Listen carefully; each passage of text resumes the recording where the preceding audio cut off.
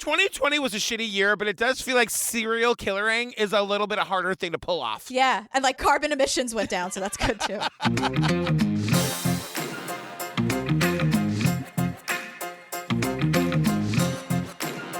Hi, Jillian Benzavalli. Hey, Patrick Hines. Oh my God, you guys, we had another wonderful listener do the math. You guys, I can officially say there are over 200 episodes for you to download and binge right this second on the Patreon. It's where we do the long form series. So everything from Netflix or HBO Max or Hulu or Oxygen or whatever. You know, The Jinx and Making a Murderer, Don't F with Cats, Tiger King, The Vow, all those things, like the multi-part episodes, and also after parties and AMAs, and we're giving you advice, and sometimes we send you stuff in the mail, like all of that. There's over 200 things that can be in your podcast feed right this minute. It's kind of crazy. One of the first things I ever uploaded to the podcast feed was a clip of me laughing straight for like 60 seconds. I don't remember what you said that set me off, but I do remember falling down on the floor laughing. You in your old, like 6 apartments ago now. Yeah. Yes, you fell off. Do you remember the time, I will always mention this, where you laughed your glasses off your face? And again, and I'm not saying that because I think I'm funny. We say this all the time. Neither of us think we are funny, yeah. But there was one time where like the glasses, like, boom, they were just gone. And I was like, what happened?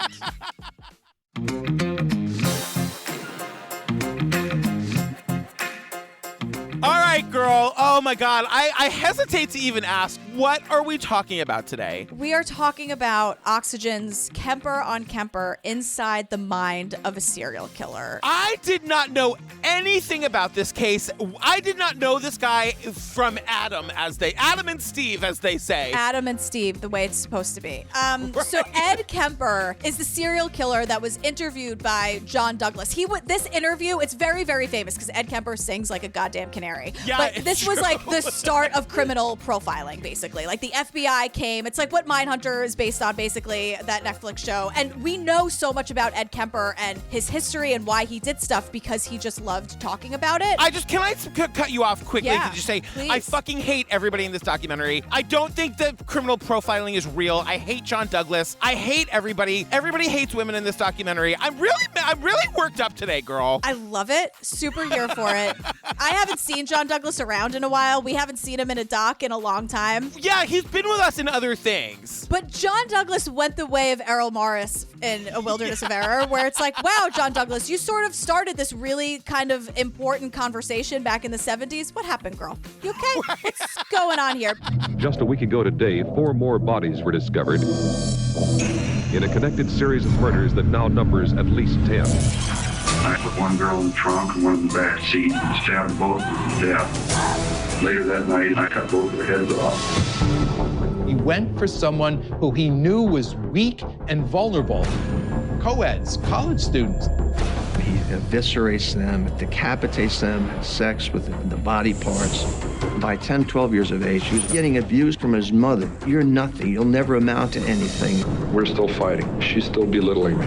I'm like a puppet on a string. If Mom wasn't there, he wouldn't have been a serial killer.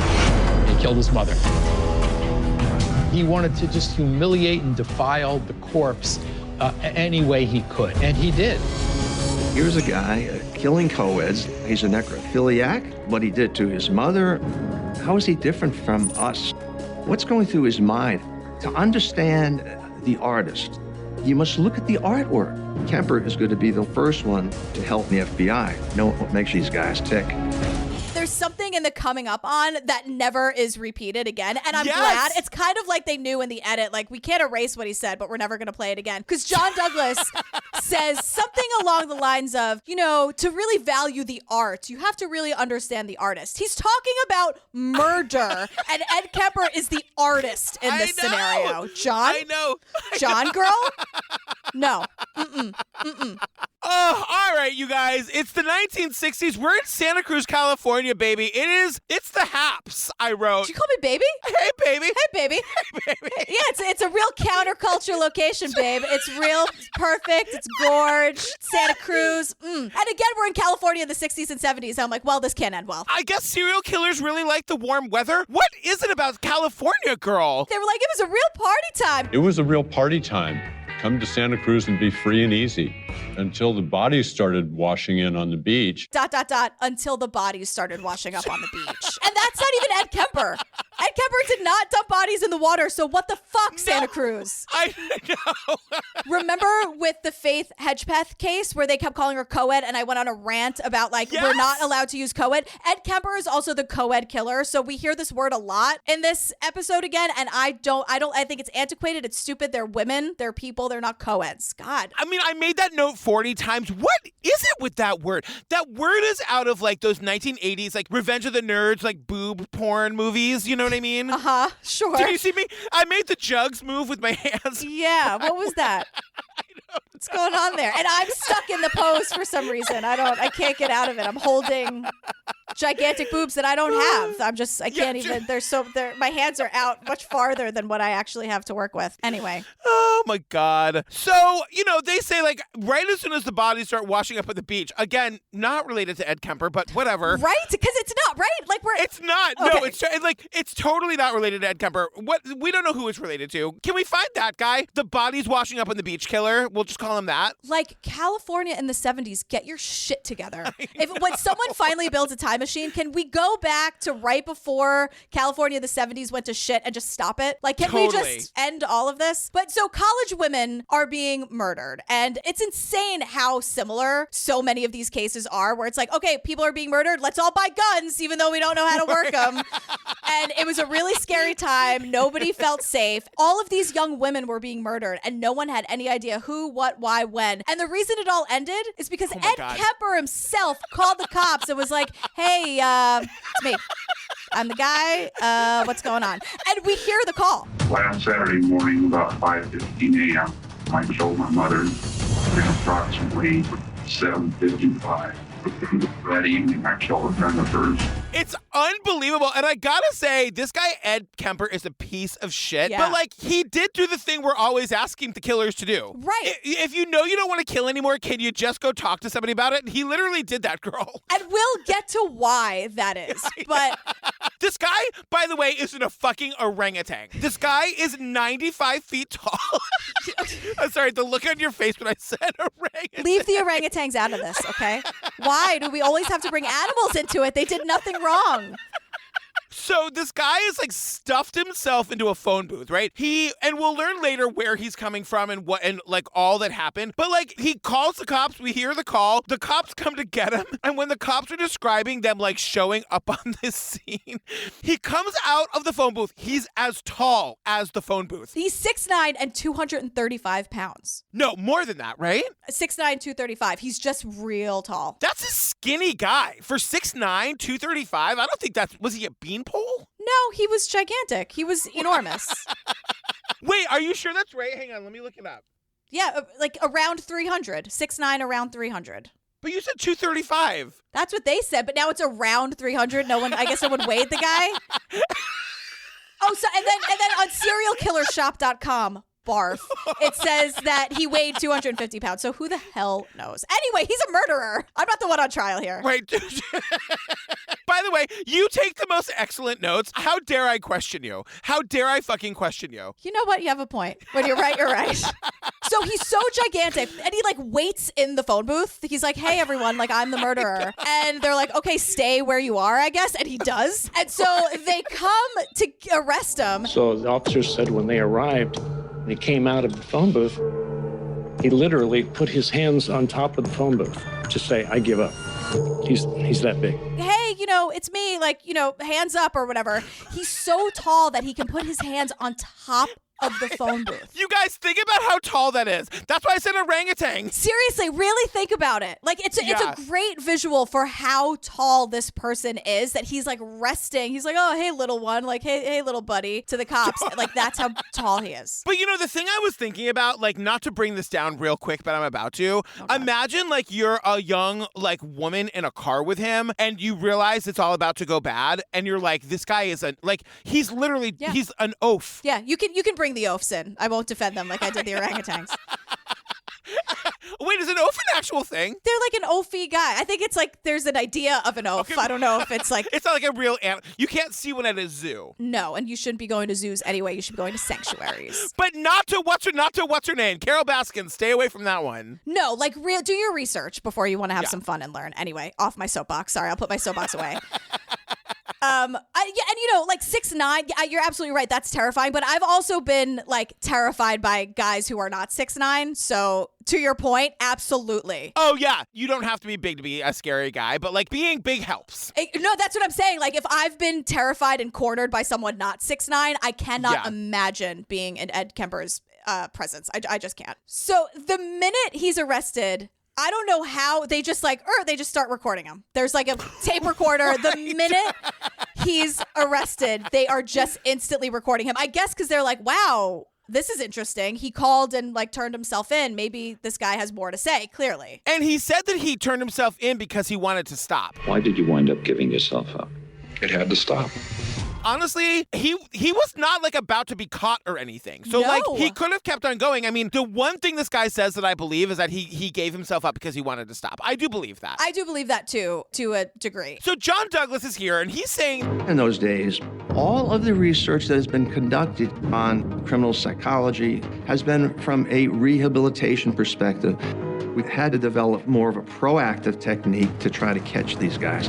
look, we have this really like unique opportunity to interview this guy. Like he's a serial killer who can teach us about the ways of serial killing, and maybe we can like actually find serial killers and stop them based on what we learn from him. So this is not about rehabilitating or like dealing with people on the inside. This is about actively being able to stop serial killers in their tracks. Right, or at least trying to say, okay, who are we looking for here? Here's what we know from these cases and murders. Okay, here's the kind of person who would do a thing like that. I'm a big believer that we should get all criminals to tell their stories. Like I've said it before, there's a line in the Laramie Project about like the guys who killed Matthew Shepard, like part of their sentence should be that they have to tell their story. Mm-hmm. We should learn from these people and learn why they became the way that they became. But then I'm going to go on a tangent in 5 minutes about how like, why are we listening to this guy? Why are we believing anything he's saying? So what the hell do I know, girl? Well, I was just going to say, well, you're going to love the next 20 minutes of this thing because it's all about his childhood. So buckle up, girl. This one's for you.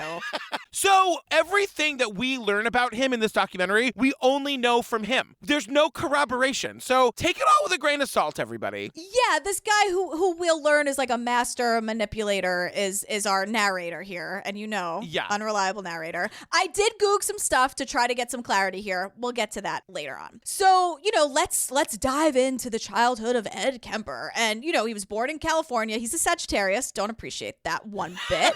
Ed Kemper never had a normal childhood. It was a chaotic relationship between his mother and his father. This went on for a period of time, this bickering, yelling, demeaning his father. The father couldn't take it any longer, so he took off. And so I just wrote, like, that means the dad's a fucking dirtbag. Like, they talk about the dad being browbeaten by the mom and how the dad just had to get out of there. Yeah. And I'm like, if this woman was so bad, save your fucking children. Yeah, the dad bailed. That fucking sucks. And the mom, according to Ed Kemper, the mom was really verbally abusive and she hated men and her son and her ex-husband, and she demeaned and humiliated him. And then, we just take a hard left right off a fucking cliff because then it's like, oh, well, Ed Kemper, like little Eddie Kemper, used to play games like, electric chair and gas chamber. And they say these terms like these are games kids play. No, I played like Ghostbusters and whatever. No. He had an older sister and he had a younger sister, and he played games called gas chamber, electric chair. And what that was just like reenactment of death. They would strap him to a chair, and then his sister would make believe she's pushing on a button to execute him, and he'd writhe in the chair like he's being executed. This is where I was like, this documentary feels like it hates women to me, because it's like, oh, the reason that he became a serial killer is because his mom was really mean to him and his sisters made him play games like electric chair and gas chamber. You know what I mean? Like it's all blamed on the women in his life. Oh, yeah, well, he hated women. No, so that will come throughout. Yeah. I thought he was making his sister. I didn't get that they were trying to say that his sisters were forcing him to play. Yeah, like in the reenactment, which I'm sure is scientifically accurate, they had him like strapped to the chair. Mm-hmm. I was like, this all just feels like excuses. It's like this guy was born a monster and he grew up in a bad home and he went out and became a serial killer because of it. Like, can we stop blaming the women? Can we just blame the murderer? Yeah, I mean, that would be, I've been screaming about that for several years now, at least. It would be really great. And the thing is, we say this all the time. A lot of people had really shitty childhoods. A lot of people had shitty moms and parents, and they're not all murderers. So I don't really subscribe to like the mom, always look at the mom for why they're a serial killer. And abuse is abuse too. So if he really was abused and we don't know that, like I understand that completely. But can we have Ed Kemper take a little bit of responsibility? He called in himself, so he knows that he did it. I know. Thank you. Like, that's what I was screaming all afternoon. And like, he was abused if we believe what he is telling us, which is that like in his house, when the family would go to bed, like his mom and his sisters would go to the second floor of the house and they made him go to the basement. The rest of the family went upstairs to retire for the evening. I went to the basement, so we had an entire floor of the house between us. My mother wouldn't allow me any negotiated settlement of light. I couldn't have a nightlight. It was too expensive. And he talked about the rats running around at night and how afraid he was of the rats. He talks about like there was a furnace down there and he just imagined it was like the gateway to hell. And yes, that is child abuse and that sounds awful, right. But there are kids who like experienced worse who didn't grow up to become serial killers. Like most of them. Right. You know what I mean? The numbers are that most of them don't end up serial killers. And then it's just, of course we learn it didn't take long for the animal cruelty to come along. And that his mom didn't make him torture the cat. Ed Kemper did that. Right. Because I was like, okay, if we're blaming the fact that he became a serial killer of human beings on the fact that his mother was mean to him, when he started killing animals, are we going to find instances of animals abusing him that made him do that? Right. Like, fuck off. Not you. I'm just the general, right. You know how I get. You know how I am. I just want to say this here, and then I won't say it again. This is what bothers me about John Douglas and the whole, like, criminal profiling thing, is that it feels to me like he has to use Ed Kemper and, like, this case to prove his significance in the industry. You know what I mean? Yeah, so everything he decided has to be true in order to, like, legitimize his importance as, like, the leader in this field. And so it just, to me, it feels like there's just no wiggle room in what he learned. You know what I mean? There's just, like, everything, in his opinion, is the mother was rude to him. Rude. The mother like horribly abused him, and so he went out to kill women because he wanted to kill his mother. So it's just, it feels like a little bit too straight of a line. Like I think there's a lot of other factors, Yeah, I agree, and we'll hit that point home much later. But also, like again, the Errol Morris connection to me is, remember we were screaming in A Wilderness of Error, and that's on Lady Pates, everyone, if you haven't heard it. But we were saying like, could you just learn and grow? Like when you're presented with information that doesn't match your narrative, it would be great, Errol Morris, if you were just like, okay, all right. So that kind of, and I don't get any of that from John Douglas either. So no. So his childhood was so bad. Mm-hmm. The relationship with his mom wasn't going great. So in 1964, at 15 years old, Kemper is sent to live with his grandparents in North Fork, California. And now they're his dad's parents. They're his paternal grandparents. And it's like the beautiful California woodsy country or whatever. He loved his grandfather. Everyone's saying like the grandfather was the only person he ever said that he loves. His grandfather got him a rifle and taught him to shoot. He was shooting birds. And Grandma, her name was Maud, didn't like that. She took the gun. We begin now to see the dynamics of when he gets upset, her telling him to do something, triggered a lot of rage. So, the grandmother, Maud. I love it. Right? And she's like, she doesn't even own pants. She's just house dressed all day, every day, girl. All day. And the slippers that make noise, like the mom in Bye Bye Birdie, where you can hear her coming down the hall.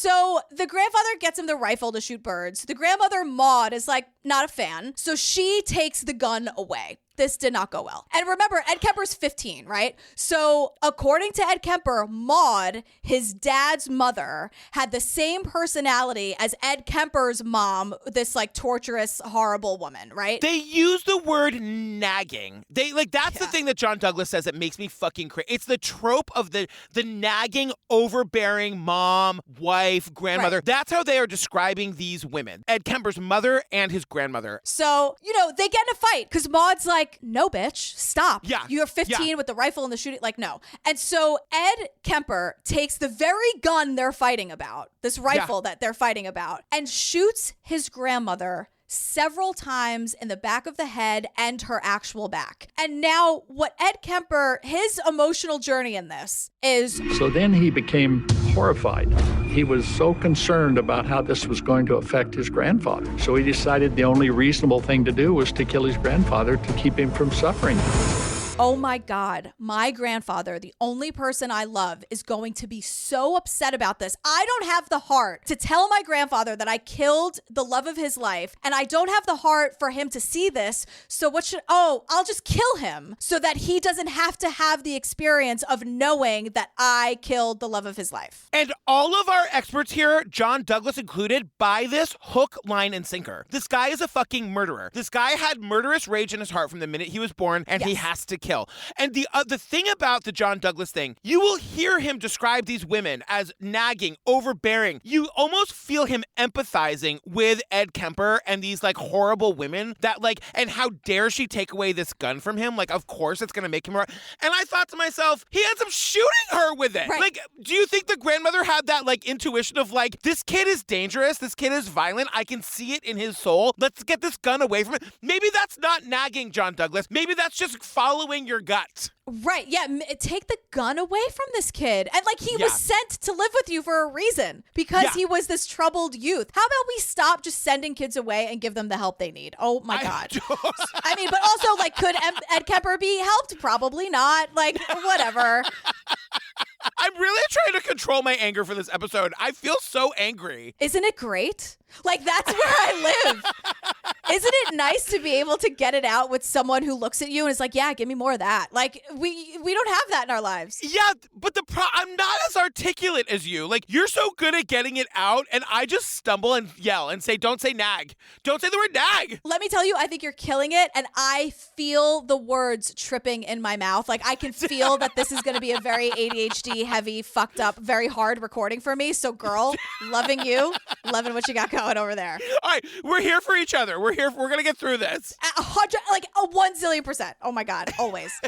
So now 15-year-old Ed Kemper is arrested, obviously. He killed both of his grandparents, right? This is my other question. How was he ever let back out in the world to commit these 8 other murders? Well, thankfully, Oxygen spent 45 minutes on exactly why. The judge had appointed a psychiatrist. His report was that I was mentally ill, that I was what he called, how did he put that? I was salvageable, that I should be treated and not punished. So they sent him to a Atascadero State Mental Hospital, which, do you know what my first question is? What? I wonder if he met the Zodiac Killer. No. The answer is no. Everybody says that whoever the Zodiac Killer was at Atascadero at some point. Like, it's in all of the, this guy's probably not the Zodiac Killer lore, you know? Yeah, but the doctors say that Ed Kemper, 15-year-old Ed Kemper, who murdered both of his grandparents in cold blood, was mentally ill but salvageable. Their words. And that he should be treated and not punished. Again, their words. And I'm like, which is weird because Atascadero is for, quote, the criminally insane. So which is it? And it's like, the Atascadero is notoriously bad. Like, horrible. The shock therapy treatment, I mean, just as bad as you can possibly imagine, that's what that place was. They did everything wrong every step of the way. Like, all of it was wrong. Yeah, and they tossed this 15-year-old kid who, again, is like 6'9" and like, you know, he looks like a full-grown man. But the thing that they say about him is that like they immediately find out that he's like a genius. He like blows it off the charts on the IQ scale. And you know, you hear him talking like in an interview about how like he had no idea he was smart. I wasn't aware of any intelligence. I was being called stupid pretty frequently, and unfortunately was sinking in. So I was very positively impressed and surprised to find out I wasn't mentally defective, literally. I thought I was a slow person. And so all of the experts are saying to us, he just learned how to say what they wanted to hear, how to play like the rehabilitated, you know, 15-year-old kid, and he gets on everybody's good side. Everybody loves him. If one more person in this thing calls this fucking guy charming, I know. Why? Why do they do that? But here's what I don't get about this, because they say, you know, no one had ever seen anything like this. You know, he doesn't hear voices. Again, all their words. You know, he's not a paranoid schizophrenic. He doesn't fit in with everyone here. So what do? They throw him in a cage from the age of 15 to 21. So if he's not like anyone there, and he's so brilliant and he's so charming, but he's also a cold-blooded killer, and we don't really know what to do with him, so they put him in a cage for 6 years. That never works. No, the 70s were the dark ages, girl. Whatever decade this is, dark ages. Dark ages. 1964, I think. Jesus Christ. So, you know, he eventually is like released from Atascadero. He's deemed sane. The doctors like really thought he wouldn't be a threat to himself or anyone else. But the whole thing that happens here is that they're like, okay, kid, we know that you just spent the last 6 years like talking about how you hate your mother and hating your mother is why you had to kill your grandmother. We're gonna let you go. The only catch is you gotta go live with your mom. Right, because and the thing, it's like, wait a second. Wait, everything they say, they contradict it in the same breath. Because it's like, oh, he would masturbate 15 times a day thinking about what he would do to not just his mother, but other women. And they're like, you know what? Send him out. You know who he should live with? His mother. Like, what is happening over there? I want Ward and Jillian running a Tascadero. That would have been a time, girl. Girl, I'm already running the place with, what was it? The woman with the... Denimora prison. Denimora, yes. I got too many jobs here. I'm running too much shit. I don't want to be a warden. Don't make me. You would have been good. You would have led with compassion, I feel like. You know, I'll talk to the wardens and tell them what to do, but I don't want to do it. Totally. Again, it's the same 3 words. Don't be garbage. It's very simple. Don't be a dick. Yeah. And that kid who masturbates about killing his mother, don't send him to live with his mother. Just don't do that. How about that? Or put him in a cage to get pent up for 6 years. Like, how is that rehabilitating him? I don't understand what they were doing. They just put him away so he can fester, and these ideas can grow, and these feelings can grow, and then they sent him to live with his mother. My note at the end of this section, this seems a little ill-advised, everybody. I mean, agreed. Hard same. So, you know, John Douglas is telling us now Kemper's back with his mom, back with the screaming and the nagging. John Douglas literally says, now he's with mom. He's back in this environment. The nagging, the yelling, she broke him. His mother broke him. And John Douglas believes this. I know. He believed that if he hadn't had a nagging, screaming mother, he wouldn't have been a serial killer. And also, I'm not a mother, but I'm not nagging. Just put the fucking dish in the sink. You know what I mean? That's not nagging. Just do it. No, take the clothes above the floor. What's the problem? You know what? And also, like, please don't at me. Maybe his mother was garbage, and maybe we know that for sure. But I'm just saying, like, lots of people have garbage parents and don't end up serial killers, John Douglas. That's all. Abuse is abuse. We weren't there. We don't know. Like, if that happened, and I hear that. However, I know many people in my life who are not murderers who also had shitty childhoods. So stop. Yeah, my big red note. Also, can we let the murderers be responsible for the murdering? You know what I mean? How about the guy who picked up the phone and said, hi, come get me? He's putting more responsibility on himself than John Douglas is, and that's weird. So we learned that like 9 months after he's home living with his mother, this is when he, quote, kills his first hitchhiker. And it's also when we learn that Kemper... I'm sorry, I don't mean to interrupt you. We also got to talk about the hitchhiking. We got to talk about the hitchhiking, girl. Hitchhiking culture in Santa Cruz was very active. People hitchhiked all over town, but especially they hitchhiked at the university. Hitchhiking. It's never going to be something that I'm going to agree with or understand or like subscribe to. I think it's so dangerous. No, the only vehicle you ever get into if you're hitchhiking is if an indigo girl opens the door for you. They're not going to hurt you. Right. They're going to treat you great. They're going to stop at a Waffle House. And the thing is, I would say like, oh, if it was like a woman who picked you up, but it's also like, hey, women, don't pick up strangers on the street because everyone wants to kill us. Everyone hates us. Because I would say like I would get you where you need to go, girl. I'd call, I'd help you out, but also like I am putting myself at risk. I would be murdered. Yes. I also don't drive, so I'm never picking up hitchhikers for that too. This is where I need to ask you a question. Please bring it, girl. Are you as like angered by and obsessed with the on-screen text in this as I am? Who wrote this shit? Oh my God. The on-screen text in this episode is unforgivable. It is really, really salacious and horrible. Thank you. It's also so... It's like a high school kid wrote it. I'm sorry. And look, I love things that are just told. I love when stories are told in a very conversational, casual way. I think I love that, like accessible language and tone. I'm super, super into that. Welcome to True Crime Obsessed. However, there's something too casual about these horrible things that are happening. Yes. And I love an ellipsis. Look, I love an ellipsis. Too much of that or like, so, comma, here's what happened. And I'm like, wait, and why isn't there a narrator telling us this? If you're going to do the casual thing, have like a cool person telling us the story so that have Maggie tell us. So it's like, all right, so here's what happened. You know what I mean? Instead of having us read it and it just it's unbelievable. So I'm going to dive into the on-screen text momentarily because it's insane. And thank you for agreeing with me. I can't handle it. I cannot handle it. I cannot. But like, yeah, this is when we are learning that like his belief about himself, and this is like, this to me is a much more of an indicator of maybe why he's a murderer, much more so than his like nagging, quote, overbearing mother. Right. It's like that whole incel thing, that involuntary celibate thing where they hate women because they just assume that women hate them, right? And so he thinks he'll never have a girlfriend. He says the only way he could ever have a woman was like to possess her, basically to like entrap her and kill her. My frustration, my inability to communicate socially, sexually.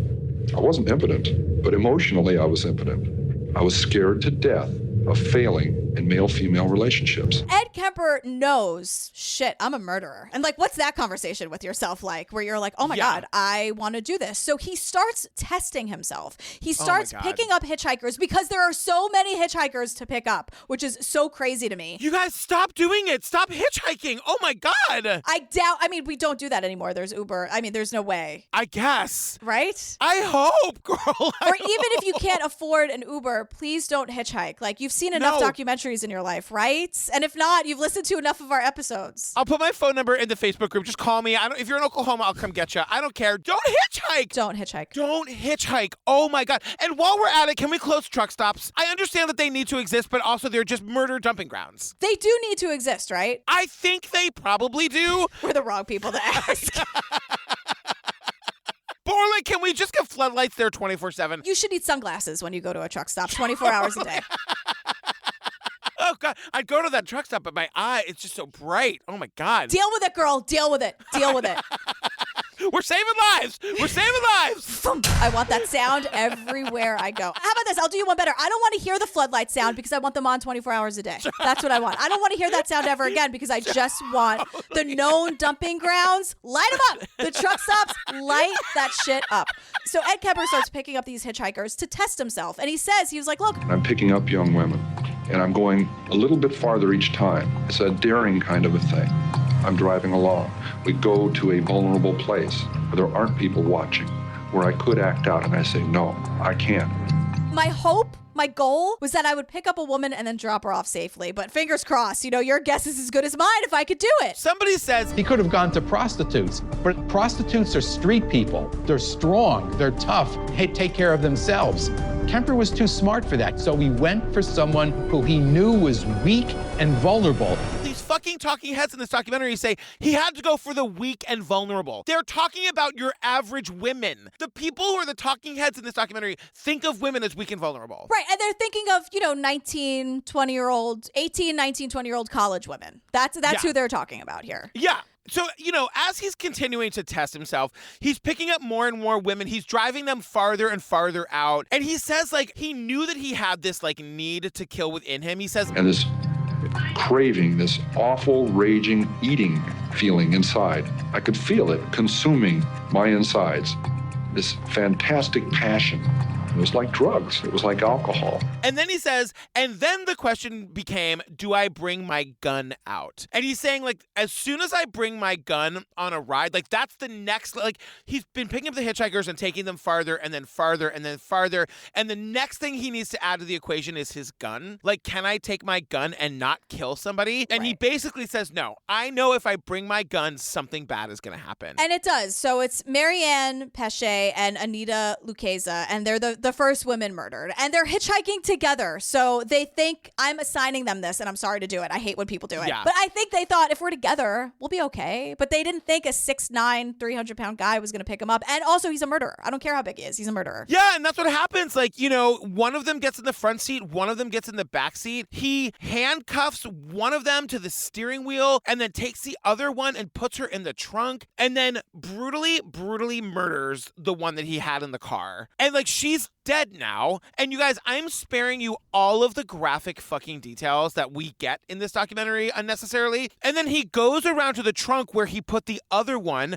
He opens the trunk and he's like, I've got to kill her. I just know I have to kill her. She's going to tell on me. She's going to turn me in. But then get this, you guys, this bitch pulls away with two bodies in his trunk. He gets pulled over a second later for a fucking broken taillight. And he says, do you want to go check in the trunk to see what's wrong? Maybe it's a loose wire. And the officer then thinks that this is the most cooperative citizen and just gives him a warning. I said, Ed, what would you have done If he took a look in there, he's going to find 2 bodies. He was prepared to kill him. Look, I am so glad these murderers are so stupid. I'm so glad. But I cannot believe that this guy is going to go out a-murdering with a broken taillight. And then offer to open the trunk. So he gets pulled over and he's like, hey, maybe there's something up with the wires in my trunk. Now, I don't know. Are there wires in the trunk of a car? I don't know. Wrong person to ask. I thought you sat in the car and you picked it up and then you ran. That's from that TV show I used to watch. Like Fred Flintstone. That's exactly how it works. Yeah.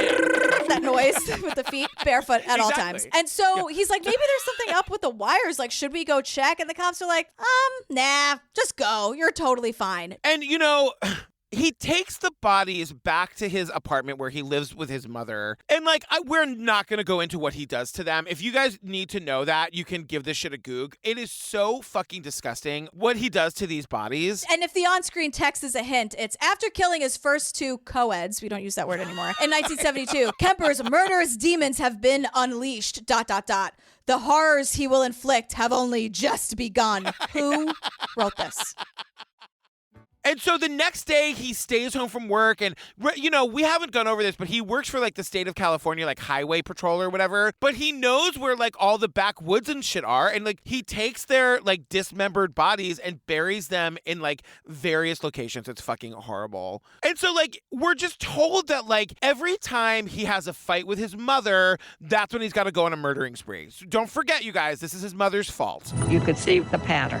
After a huge fight with his mother, where they had screamed at each other for hours, he would go out and kill. And she would also come home hammered and pick a fight with him, according to Ed Kemper. And pick a fight with him, telling him how worthless and stupid he is. And I'm like, well, did she say the word murderer? Because she'd be right about that. And the other thing we learn about her eventually is that she worked at the university. She was an executive assistant there. Everyone loved her. And I'm not saying that she wasn't a monster at home and nice at the office. I certainly have had those days. I know you can do that. But maybe she wasn't a monster. You know what I mean? And she liked to go out and get her cocktail on and then come home and live with that deadbeat son that killed his grandparents. It wasn't sunshines and rainbows for her either. Yeah, and where are the sisters? I'd love to know where they are. They're like, you know what? One too many games of gas chamber and electric chair. We're out of here.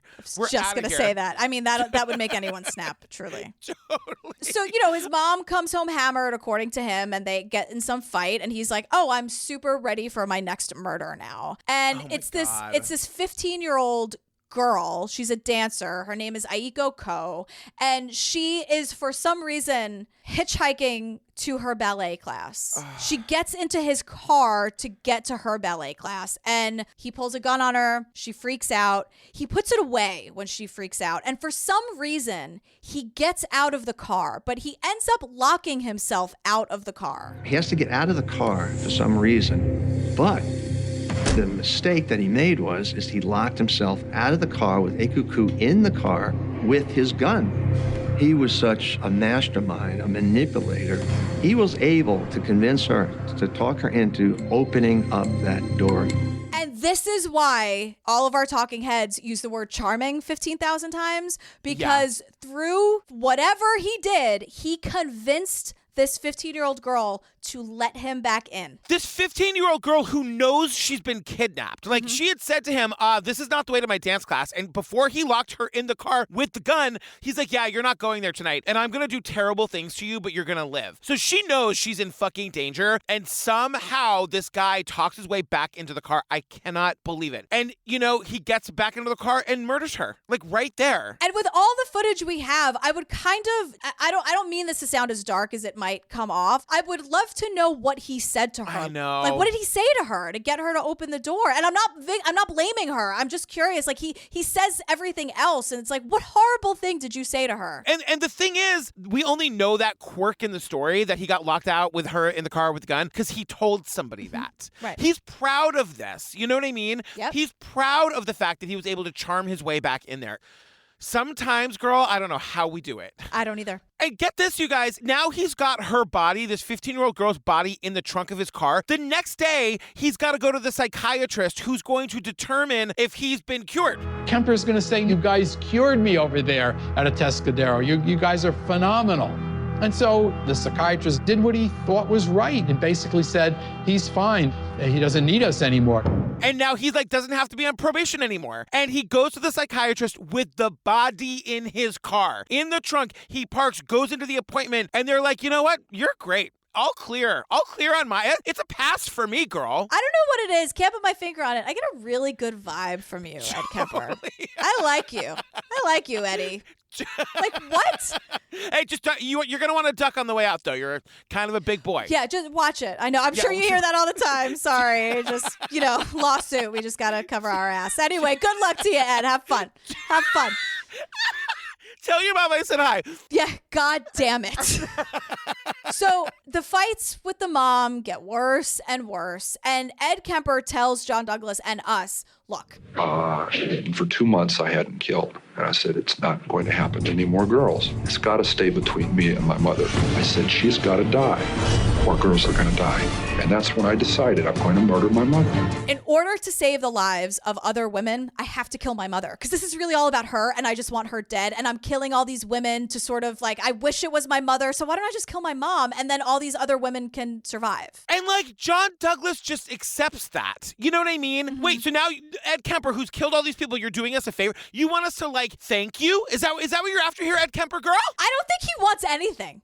Truly. Okay. Like, I really think Ed Kemper's like, I'm fucked up, but he's not going to say that. But he's like, I hate my mom so much. And it was almost like a light bulb went off. And I'm not defending him at all, but it's bizarre because it was almost like, wait, why don't I just kill the source of all my problems instead of killing these teenagers and these young women? Like, why don't I just kill her? Like, the light bulb goes off and he's like, I'm going to do that. Yeah, I'm totally doing that today. Like today, he like wakes up and decides he's going to do it. Yeah. Are you ready for Ed Kemper to cry in a second, you guys? Are you ready for that? Oh, boo fucking who. Crocodile tears.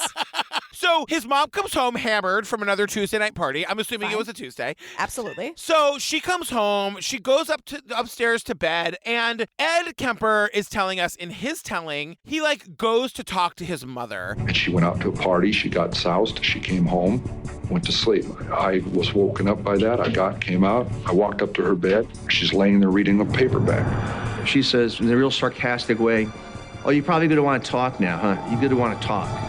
I looked at her. I said, no. I said, good night. Ed Kemper is fucking crying, telling this goddamn story. I was like, you're crying? You're crying? Yeah, bullshit. There's no crying and serial killering, Ed Kemper. Bullshit, Ed Kemper. Take those, walk away. Walk away from me, Ed Kemper. And then he says that he comes back at 5 a.m. and kills her, like brutally kills her with a fucking hammer. Yeah, and this is very graphic, but he rips like her larynx out because he wanted to silence her. He violates her dead body, and he like really wanted to do that. He was very thrilled about that. He wants to tell people that that's like a way to get his rage out. And now he's like, okay, now, and he does this a lot. He did it with the grandmother and the grandfather. Yeah. He did it with his first 2 victims. Like, oh no, I need to kill again to protect myself. So he's like, I need a reason for people to not ask about my mother ever again, which is a stupid, like, Ed.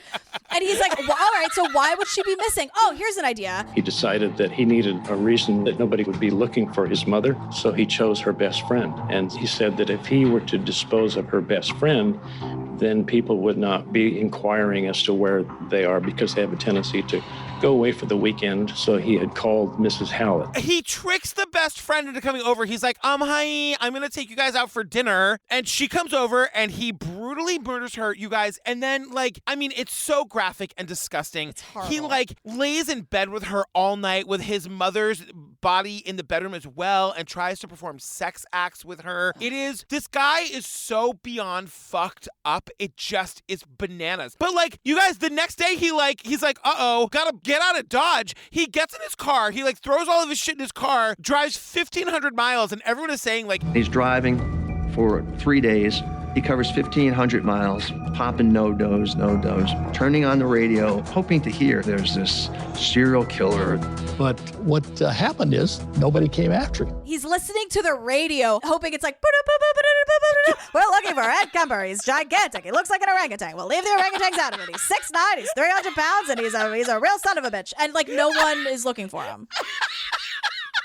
And so he's like, well, shit. I mean, I guess I'll just turn myself in. So he gets to Colorado. He calls the cops from the payphone, the phone booth. We're back to the beginning. This is the opening scene. He confesses, and they're like, hardy har, and they hang up on him because they can't believe that someone would confess to all of these murders. They don't believe him. And then he's like, oh, must have the wrong number. Oh, weird. This phone cut out, and has to call and confess again. And then they just tell him, wait patiently in the phone booth. We'll be right there. You guys, if you ever become a 911 dispatcher and somebody calls and confesses to the killings, could you just get a number? Could you just ask it? Could you go get him and ask a couple questions? You hung up on the guy that was actually the killer. And the minute they get him, he will not stop talking. At one point, one of the cops is like, I spent a lot of time with Ed.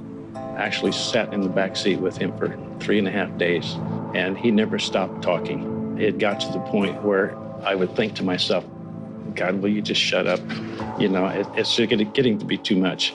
My God, what a chatterbox, that Ed Kemper. I mean, yeah, nonstop. Oh my God. You know, so they get him back to Santa Cruz, and then it's all this talk about like how he was sort of charming the pants off of everyone. Like one of the detectives is down as his in case of emergency person because he was like, I killed everyone in my life. Like I don't really have anyone for my emergency person. Ed Kemper looks at the cop, the arresting officer, the one that had said, could you shut up for 5 fucking seconds? Right. That guy. He asked the could you shut up for 5 fucking seconds guy to be his emergency contact on his arrest warrant. What world is this? And his name is Mike, and so Detective Mike is like, so that's the story of me being on Ed Kemper's permanent record as his in case of emergency person. And then Which at the time was weird, but that's the story he tells at every cocktail party. Every cocktail party. As he should. As well he should. And then there's one, like some public defender. He's like, yeah. He was like, I gotta tell you, like, I thought it was kind of a bear of a case, but he's a kind of a nice guy. He goes, actually, I had a weird, like, crick in my neck. He said, I know a lot about anatomy. I can make your neck feel better. So I went around and he worked on my neck for maybe, 5 minutes. And, it worked.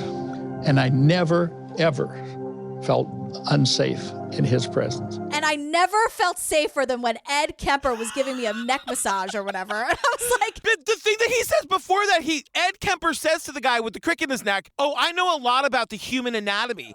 Do you know why he knows that, defense attorney or prosecutor or whoever you are? Do you know why he knows about the human anatomy, you fucking dipshit? You're going to tell me how safe you felt under Ed Kemper's, like, fucking, gorilla grip? Leave the gorillas out of it. But also, you know what, lawyer? You're not his demo. You're a man. Of course you feel safe around him. He doesn't hate you. Oh, my God. Finally, in the end, we get some guy, one talking head who's been with us the whole time, who says, thousands of people have horrible relationships with their mothers. Thousands and thousands of people grow up in horrific conditions. But they're not going around killing people because they're symbolically killing their mother. I just don't believe that. Tons of people have bad mothers. Tons of people have shitty upbringings, and they're not running around killing people. And I wrote, thank you. And then it cuts right to John Douglas, and he's like, the reason he decided now was the time to kill him was because of the mother. I don't forgive Kemper, but Mom is the influence. If Mom wasn't there, he wouldn't have been a serial killer. He's like, it's always a mother thing with these guys. And I'm like, John... not gonna work with me. And then Ed Kemper is like still alive. It feels like it was so long ago, but he's just in prison. Is he still alive to this day? Yes. How old is he? He's 72. I'm on his wiki right now, his Wikipedia page. Oh my God. And then it ends with Ed Kemper being like, you should really try to talk to these people who have urges to kill. Like, we have a lot to say. And I'm like, Ed, I hear you, but like, how do we do that? Like, we're trying to get ahead of this thing, but I don't know how to do it. But you know what? I'm not going to fall for it. I'm not going to like go visit you in prison and try to get information out of you. I don't like you, Ed. No, Ed Kemper. Oh my God. Gigantic. He's gigantic. He's a gigantic person.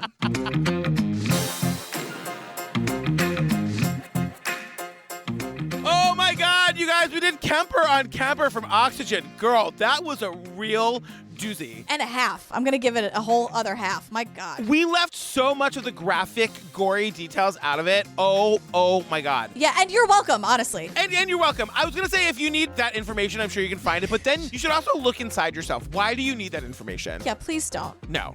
If you want more Jillian and me, you guys find us on the Patreon. Officially over 200 full bonus ad-free episodes. Download a binge right this second. Everything from I'll Be Gone in the Dark to Fierce City to Lorena. We did, Night Stalker. Yes, The Vow, Don't F with Cats. We're in the middle of Heaven's Gate right now from HBO Max. You guys, there's also ad-free versions of these episodes. Everything you could ever need. It's there on the Patreon. What are we doing next? We are doing Catching a Serial Killer, Sam Little.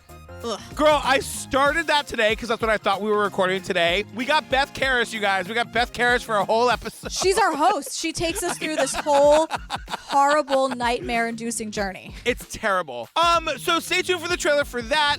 And our hilarious outtakes. You can also follow us on Instagram at True Crime Obsessed Podcast. Every Tuesday, we go live at noon. We call it Ladies Who Lunch. Sometimes Chrissy Teigen shows up, and we take your questions, and we talk about the week and the episodes, and it's a super fun hang sesh, girl. It's really, really fun. I really like doing it, so please come hang with us. And we love you. We love you. Thank you so much for putting up with the Ed Kemper of it all. We love you. We love you. Bye. Thank you for your patience. Thank you for choosing True Crime Obsessed. Bye. He is the most prolific serial murderer in United States history. Her family calls her Mindy. Her name is Mary Jo Payton. Christian Mountain. We know he did 3 murders, and we feel very confident he did more. Samuel Little murdered nearly 100 people. I'll never in my career run across this ever again. So how did Sam Little get away with this for 3.5 decades? That's the question a lot of people should be asking. By drawing and painting those victims, he's only further objectifying them. This is evil. This guy's evil. There were survivors. I remembered thinking, I'm not going to make it out of this.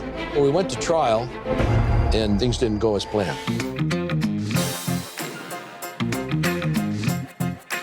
Remember Israel Keys demanding Snickers bars? Like, oh my God. And like cafe macchiatos or whatever, and like giggling. Fuck off, Israel Keys. Fuck off, Keys. I'm obsessed with this. I'm obsessed with this. Whatever's coming through the Zoom, I'm loving it.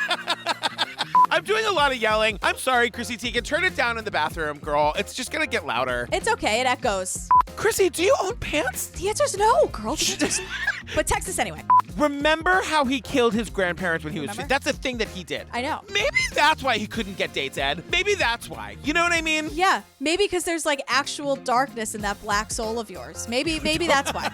There's a moment in the documentary where it's like the detective who was there is telling us the story again, and he's like, yeah, and he gets out of the car, and he gets out of the car, and he gets out of the car, and I thought Oxygen was skipping, but what he's trying to say is that he's just so big. He's a one-man clown car, girl. When we got to that, I was like, oh no, she's gonna be with me on this. You didn't think that with the cat torture? Just because I'm allergic to them doesn't mean I hate them. Yeah. You say this every time. I really did not know if you were going to agree with me on this or not, because I know that you really like Mindhunter, so I didn't know how this was going to go. I like Jonathan Groff and the fantastic actors in the show. Thank you so much. You know what? I feel like in every single episode we talk, we make up a gay bar. This is not that. This town's got no gay bars, you guys. Not at all. They tried a musical Mondays at the jury room on Monday nights, but like it just didn't work. You know what I mean? Tim was the only one who showed up. Totally. It's kind of a bust. He just stood there with his cherry vodka sour and just watched that clip of Patti LuPone on repeat as you do. Tim, we would have come hang out with you, but we were too busy doing this.